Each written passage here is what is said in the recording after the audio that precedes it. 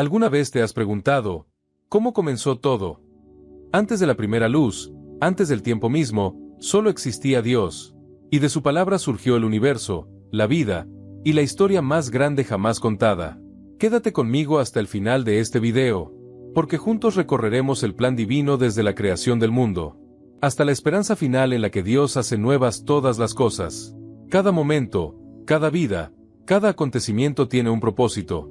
Y hoy descubrirás que la palabra de Dios no es solo historia, es vida, es verdad, y sigue transformando corazones. En el origen de todo, antes de que existieran el tiempo y el espacio tal como los conocemos, Dios habló.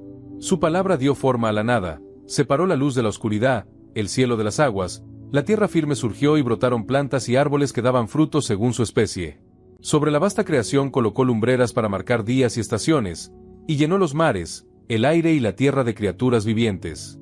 Como punto culminante de su obra, moldeó al ser humano, hombre y mujer creados a imagen y semejanza suya, dotados de dignidad, inteligencia, voluntad y la capacidad de relacionarse con él y entre sí. Dios colocó a los primeros humanos en un jardín perfecto, un paraíso de abundancia y armonía.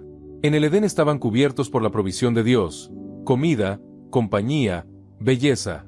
Pero junto con la bondad vino una prueba, una prohibición sencilla que existía para enseñar confianza y dependencia. Los primeros humanos tomaron la decisión de desobedecer, seducidos por una promesa de autonomía y conocimiento. Esa ruptura no fue solo un error, fue el acto que introdujo el pecado a la experiencia humana, una inclinación hacia el egoísmo, el miedo y la división. Entre ellos surgieron consecuencias reales, vergüenza, culpa, trabajos penosos, dolor en las relaciones y finalmente la muerte física como parte del orden del mundo. A pesar de la caída, la narrativa revela a un Dios que no abandona. Prometió esperanza y escogió iniciar un plan de redención desde el comienzo.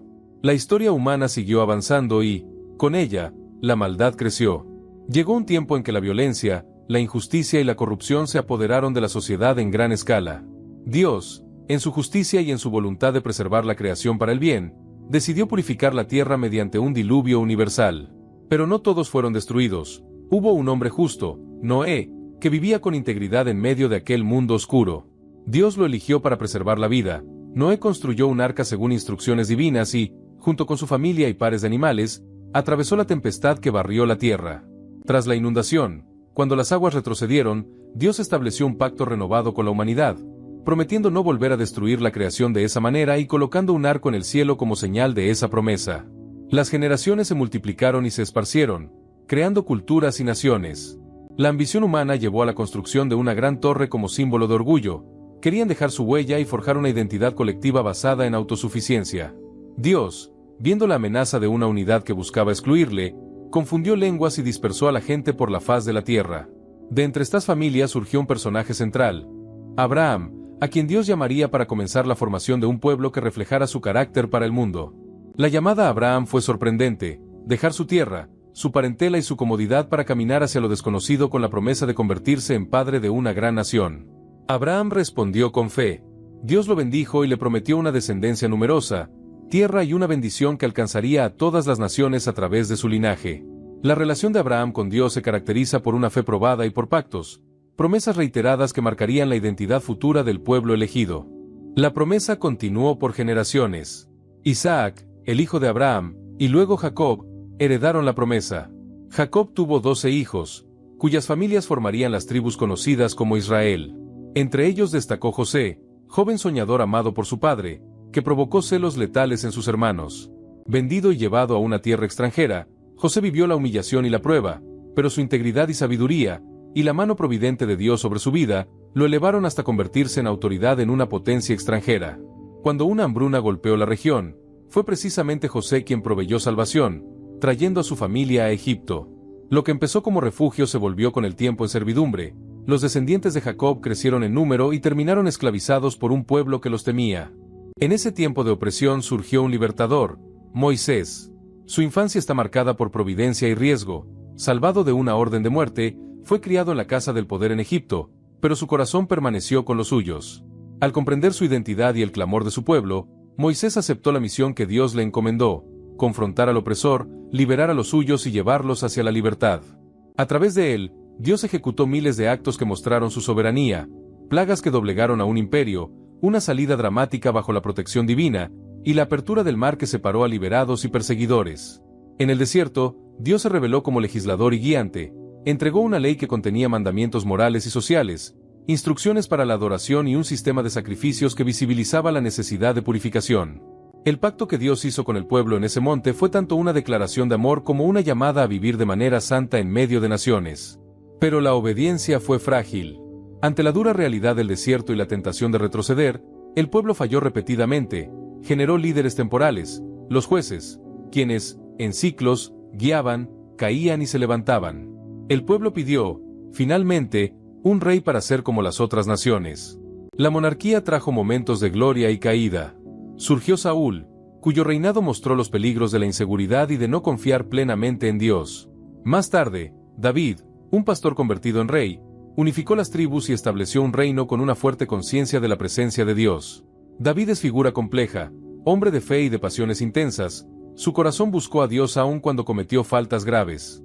Su reinado preparó el camino para Salomón, cuyo tiempo se recuerda por sabiduría, prosperidad y la construcción de un templo majestuoso, un lugar donde la presencia de Dios habitaba de manera simbólica entre su pueblo.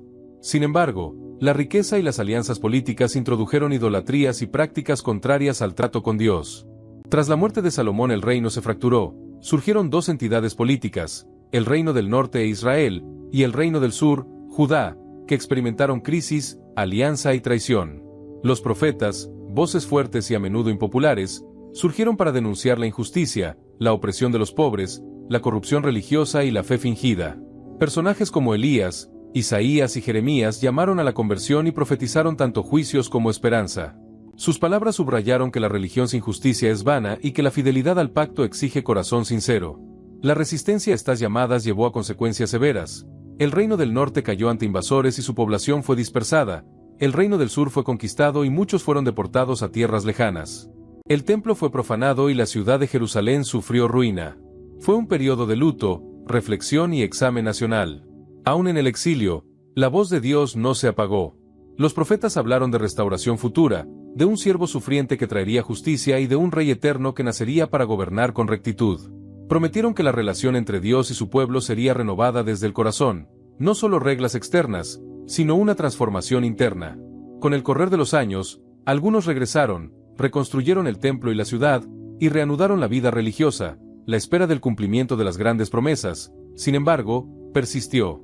La historia estuvo marcada por altibajos, periodos de fidelidad y de apostasía, héroes de fe y figuras trágicas, una tensión constante entre la promesa divina y la fragilidad humana.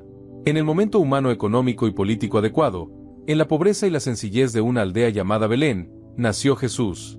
Su llegada no era un suceso ordinario, anunciada por ángeles y reconocida por humildes pastores. Su historia empezó entre la vulnerabilidad y el asombro. Creció en Nazaret, en un hogar sencillo, formando parte de una cultura religiosa expectante. Al iniciar su ministerio, su enseñanza rompió moldes, habló con autoridad sobre el reino de Dios, utilizó parábolas que abrían los ojos del alma, llamó a los marginados y criticó a quienes pervertían la religión por apariencias.